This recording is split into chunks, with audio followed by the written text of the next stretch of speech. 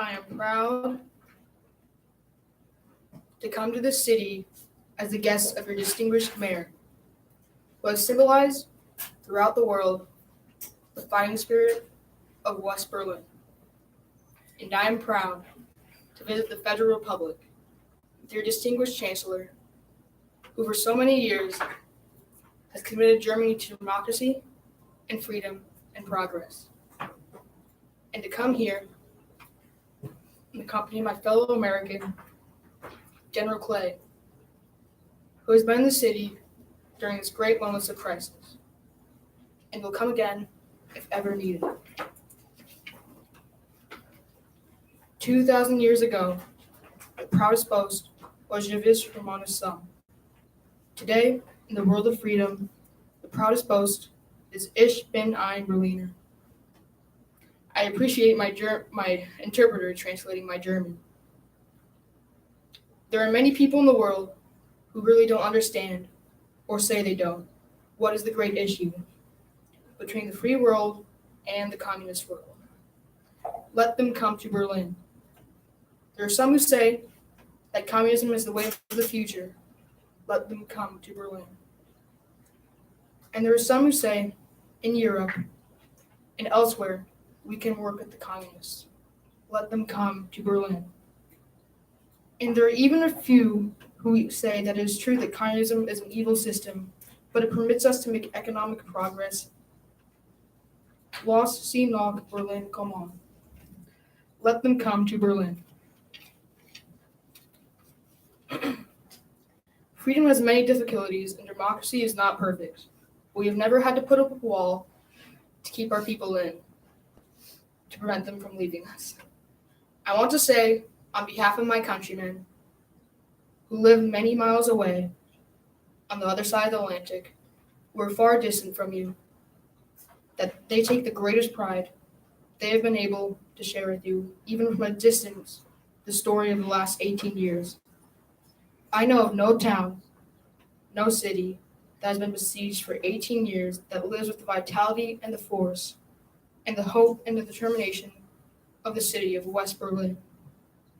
While the wall is the most obvious and vivid demonstration of the failures of the communist system for all the world to see, we take no satisfaction in it. For it is, as your mayor said, an offense not only against history, but an offense against humanity. Separating families, dividing husbands and wives and brothers and sisters, and dividing a people who wish to be joined together. What is true of this city is true of Germany. Real, lasting peace in Europe can never be assured as long as one German out of 4 is denied the elementary right of free men, and that is to make a free choice. So let me ask you, as I close, to lift your eyes beyond the dangers of today to the hopes of tomorrow. Beyond the freedom merely of the city of Berlin or the country of Germany, to the advance of freedom everywhere. Beyond the wall, to the day of peace with justice, beyond ourselves and ourselves to all mankind. All free men, wherever they live, are citizens of Berlin. And, therefore, as a free man, I take pride in the words, Ich bin ein Berliner.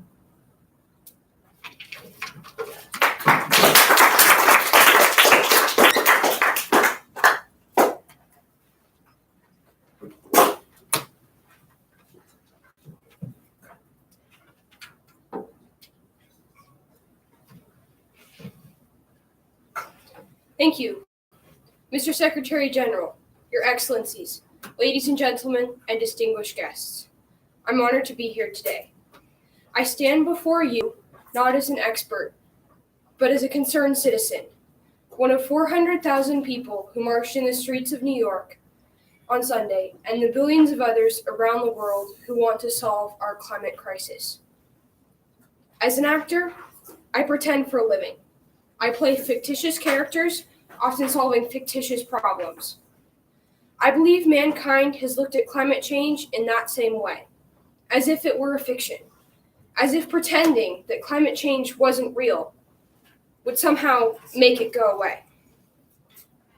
But I think we know better than that. Every week, we're seeing new and undeniable climate events, Evidence that accelerated climate change is here right now. Droughts are intensifying. Our oceans are acidifying, with methane plumes rising up from the ocean floor. We are seeing extreme weather events, and the West Antarctic and Greenland ice sheets melting at unprecedented rates, decades ahead of scientific projections. None of this is rhetoric, and none of it is hysteria. It is fact. The scientific community knows it. Industry knows it. Governments know it. Even the United States military knows it. The chief of the U.S. Navy's Pacific Command, Admiral Samuel Locklear, recently said that climate change is our single greatest security threat. My friends, this body, perhaps more than any other gathering in human history, now faces this difficult but achievable task. You can make history or be vilified by it. To be clear, this is not about telling people to change their light bulbs or to buy a hybrid car. This disaster has grown beyond the choices that individuals make. This is now about our industries and governments around the world taking decisive, large-scale action. Now must be our moment for action. We need to put a price tag on carbon emissions and eliminate government subsidies for oil, coal, and gas companies. We need to end the free ride that industrial polluters have been given in the name of a free market economy. They do not deserve our tax dollars. They deserve our scrutiny. For the economy itself will die if our ecosystems collapse. The good news is that renewable energy is not only achievable, but good economic policy. This is not a partisan debate. It is a human one. Clean air and a livable climate are inalienable human rights. And solving this crisis is not a question of politics. It is a question of our own survival. This is the most urgent of times and the most urgent of messages. Honored delegates, leaders of the world, I pretend for a living, but you do not. The people made their voices heard on Sunday around the world, and the momentum will not stop. But now it is your turn. The time to answer humankind's greatest challenge is now. We beg of you to face it with courage and honesty. Thank you.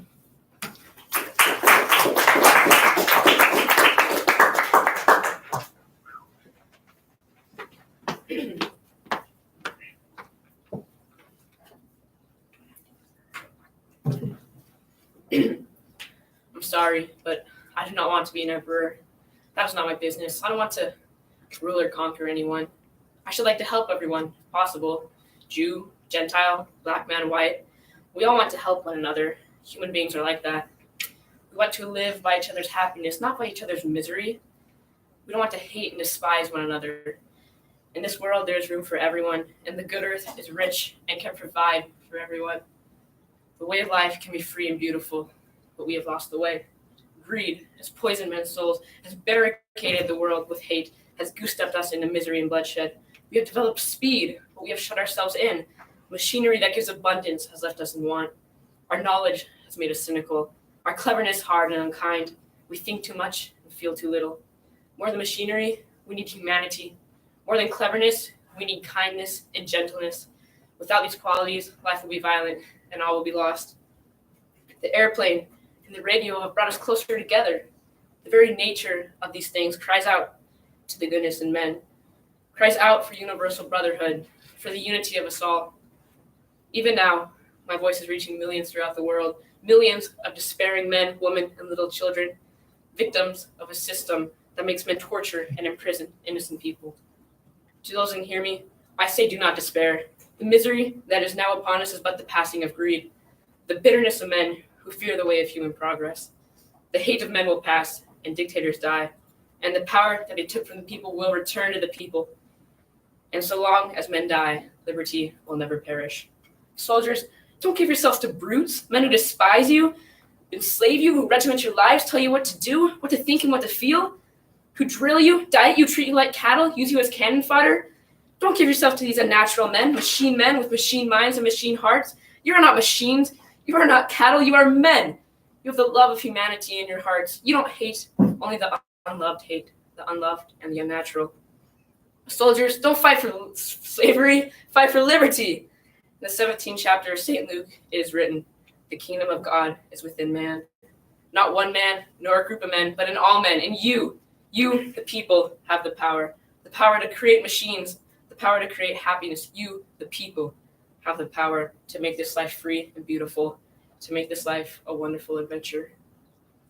Then, in the name of democracy, let us use that power. Let us all unite. Let us fight for a new world, a decent world that will give men a chance to work, that will give youth a future and old age a security. By the promise of these things, brutes have risen to power, but they lie.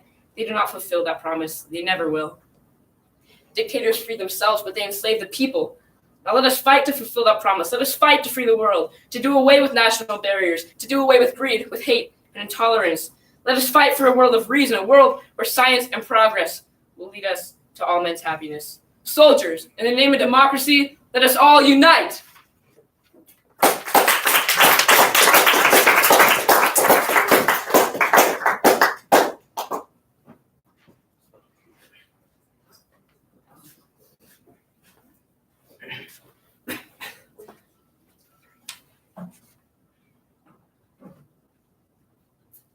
This is a day of national consecration, and I'm certain that on this day, my fellow Americans expect that on my induction into the presidency, I will address them with a candor and a decision which the present situation of our people impels. This is preeminently the time to speak the truth, the whole truth, frankly and boldly. Nor need we shrink from the honestly facing conditions in our country today. This great nation will endure as it has endured, will revive and will prosper. So first of all, let me assert my firm belief that the only thing we have to fear is fear itself. Nameless, unreasoning, unjustified terror, which paralyzes needed efforts to convert retreat into advance. In every dark hour of our nation, a life of leadership, of frankness, and of vigor has met with that understanding and support of the people themselves, which is essential to victory. And I'm convinced that you will again give that support and leadership to me. In such a spirit, on my part and on yours, we face common difficulties. They concern, thank God, only material things. Values have shrunken to fantastic levels. Taxes have risen, our ability to pay has fallen, governments of all kinds are faced by the serious curtailment of income. The means of exchange are frozen, and the currents of trade, the withered leaves of industrial enterprise lie on every side. Farmers find no market for their produce, and the savings of many years and thousands of families are gone. More important, a host of unemployed citizens faces the grim problems of existence, and an equally great number toil with little in return. Only a foolish optimist can deny the dark realities of the moment. And yet our distress does not come from no failure of substance. We are stricken by no plague of locusts. Compared with the perils which our forefathers conquered, because they believed and were not afraid, we still have much to be thankful for. Nature still offers her bounty, and human efforts have multiplied it. Plenty is at our doorstep, but a generous use of it languishes in the very sight of the supply. Primarily, this is because the rulers of the exchange of mankind's goods have failed. Through their own stubbornness and their own incompetence, have admitted their failure and abdicated. Practices of the unscrupulous money changers stand indicted in the court of public opinion, rejected by the hearts and minds of men. True, they have tried, but their efforts have been cast in a pattern of an outworn tradition. Faced by the failure of credit, they have proposed in only lending more of our money. Stripped by the lure of profit to induce our people to follow them and their false leadership, They have resorted to exhortations, pleading tearfully for restored confidence. They only know the rules of a generation of self-seekers. They have no vision, and where there's no vision, the people are lost. Yes, the money changers have fled from their high seats in the temple of our civilization. We may now restore these temples to the ancient truths. The measure of the restoration lies in the extent to which we apply the social values more noble than mere monetary profit. Happiness lies not in the mere possession of money. It lies in the joy of achievement, the thrill of creative effort. The joy in the moral stimulation of work no longer must be forgotten in the mad chase of evanescent profits. These dark days will be worth all they cost us if they teach us that our true destiny is not to be ministered unto, but to minister to ourselves and our fellow men.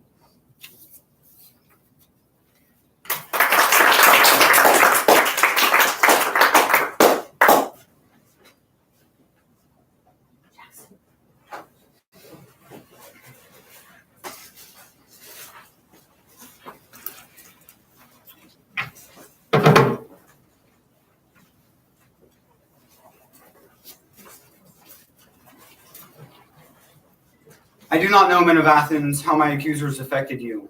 As for me, I was almost carried away in spite of myself. So persuasively did they speak. And yet hardly anything of what they said is true. Of many lies they told, one in particular surprised me. Namely, that you should be careful not to be deceived by an accomplished speaker like myself. That they were not ashamed to be immediately proved wrong by facts, when I show myself not to be an accomplished speaker at all.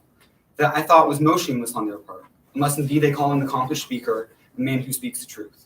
If they mean that, I would agree that I am an orator, but not in their manner. For indeed, as I say, practically nothing of what they said is true. From me you will hear the whole truth, though not by Zeus, gentlemen, expressed in embroidered and stylized phrases like theirs, but things spoken at random and expressed in the first words that come to mind.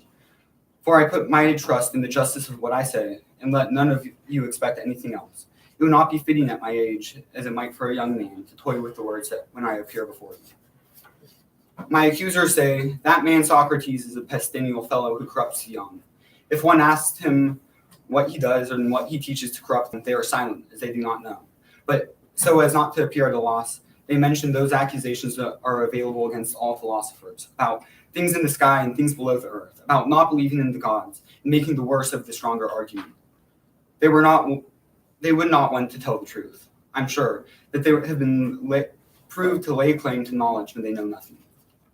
These people are ambitious, violent, and numerous. They continually and convincingly talk about me.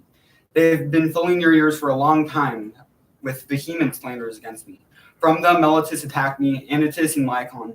Meletus being vexed on behalf of the poets, Anytus on behalf of the craftsmen and the politicians, Lycon on behalf of the orators. So that, as I started out by saying, I should be surprised if I could rid you of so much slander in such a short time. That, gentlemen of the jury, is the truth for you. I have hidden or disguised nothing. I know well enough that this very conduct makes me unpopular, and this is proof that what I say is true, that such is slander against me, and that such are its causes. If you look into this either now or later, this is what you will find. Let this suffice as my defense against the charges of my earlier accusers. After this, I will try to defend myself against Meletus, that good and patriotic man, as he says he is, and my later accusers. As these are a different lot of accusers, let us again take up the sworn disposition.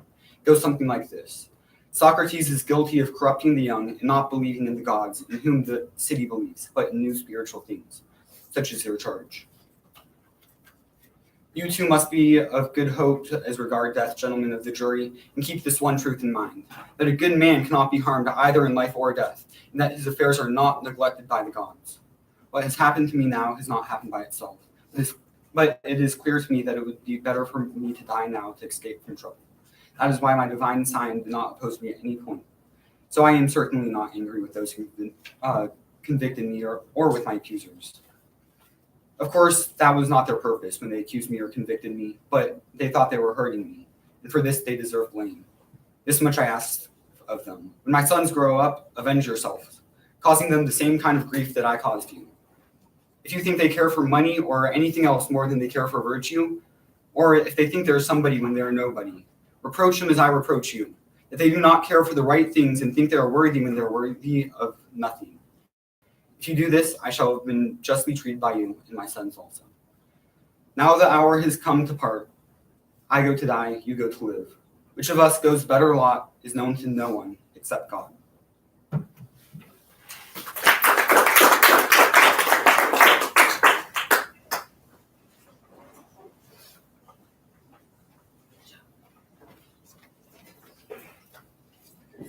My name is Greta Thunberg. I am 15 years old.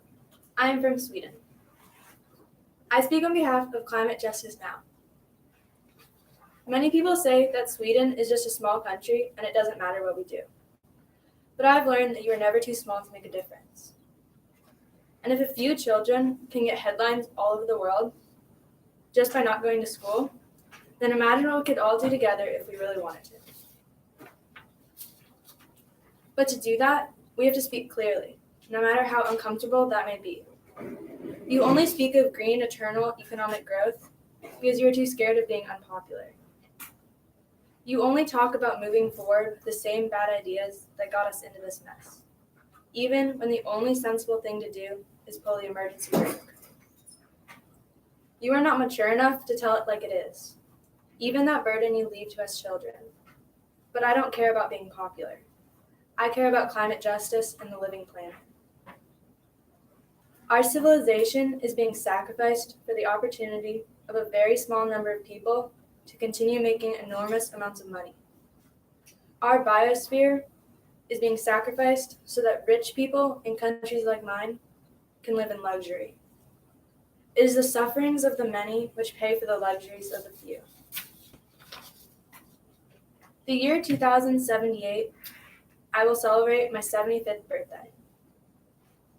If I have children, maybe they will spend that day with me. Maybe they will ask me about you.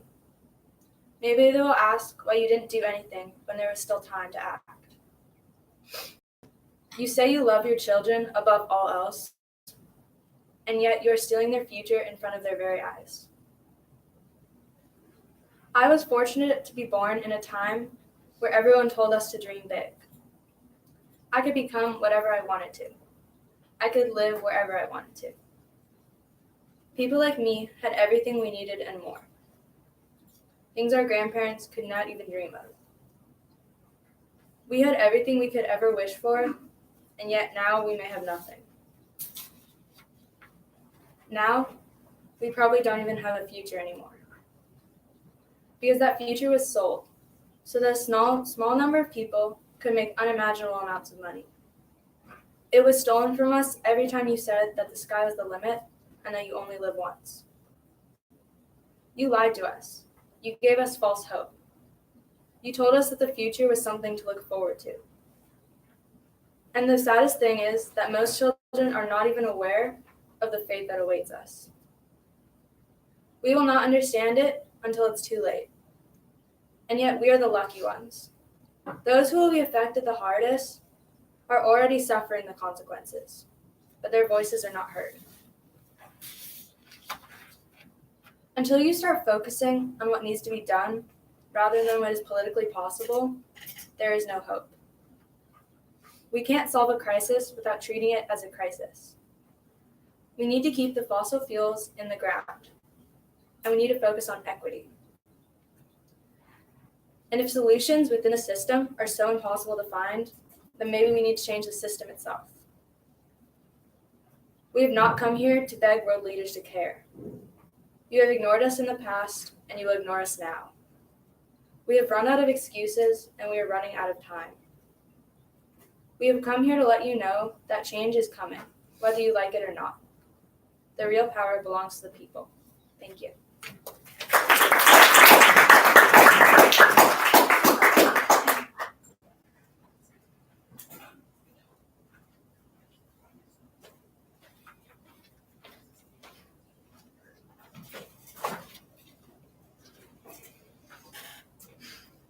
Mr. President, friends, and fellow citizens, he who could address this audience without a quailing sensation has stronger nerves than I have.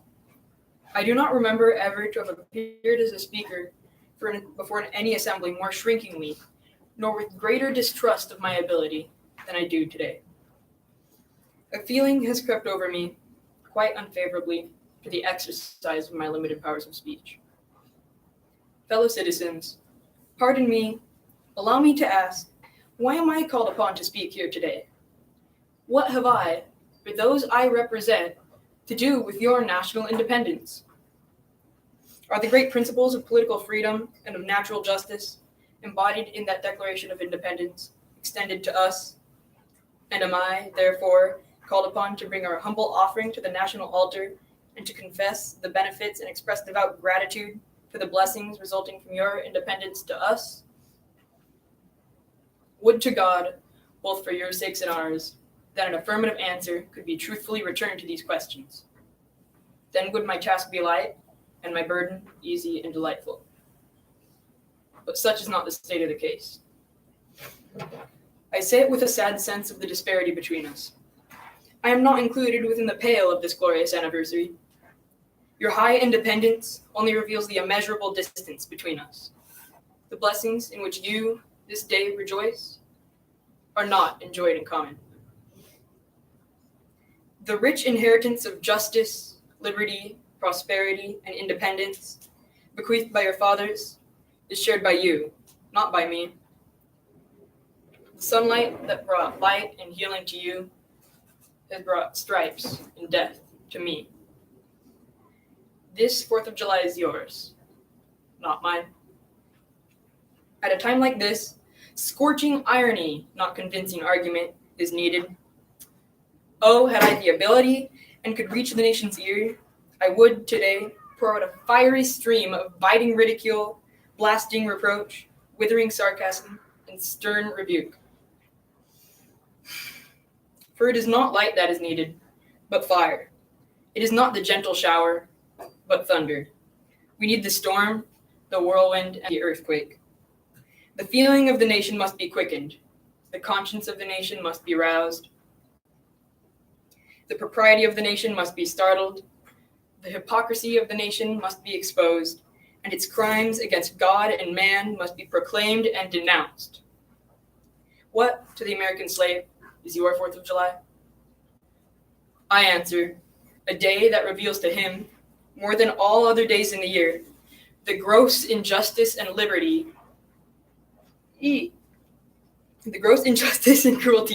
to which he is the constant victim. To him, your celebration is a sham, your boasted liberty, an unholy license, your national greatness, swelling vanity. Your sounds of rejoicing are empty and heartless. Your denunciation of tyrants, brass-fronted impudence. Your shouts of liberty and equality are just hollow mockery. Your prayers and hymns, your sermons and thanksgivings, with all your religious parade and solemnity, are, to him, mere bombast. Fraud, deception, impiety, and hypocrisy. A thin veil to cover up crimes which would disgrace a nation of savages. There is not a nation on the earth guilty of practices more shocking and bloody than are the people of the United States at this very hour. Go where you may, search where you will. Roam through all the monarchies and despotisms of the old world. Travel through South America, search out every abuse, and when you have found the last, lay your facts by the side of the everyday practices of this nation, and you will say with me that, for revolting barbarity and shameless hypocrisy, America reigns without a rival.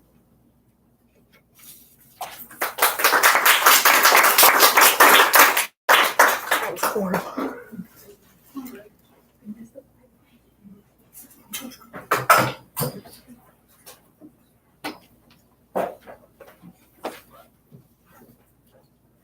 Fans, for the past 2 weeks, you've been reading about the bad break I've got. Yet, today, I consider myself the luckiest man on the face of this earth. I've been in ballparks for 17 years, and I've received nothing but kindness and appreciation from you fans. Look at these grand men. Which one of you wouldn't consider it the highlight of your career just to associate with them even for one day? Sure, I'm lucky. Who wouldn't consider it an honor to have known Jacob Ruppert? Also, the builder of baseball's greatest empire, Ed Barrow, to have spent 6 years with that wonderful little fellow, Miller Huggins.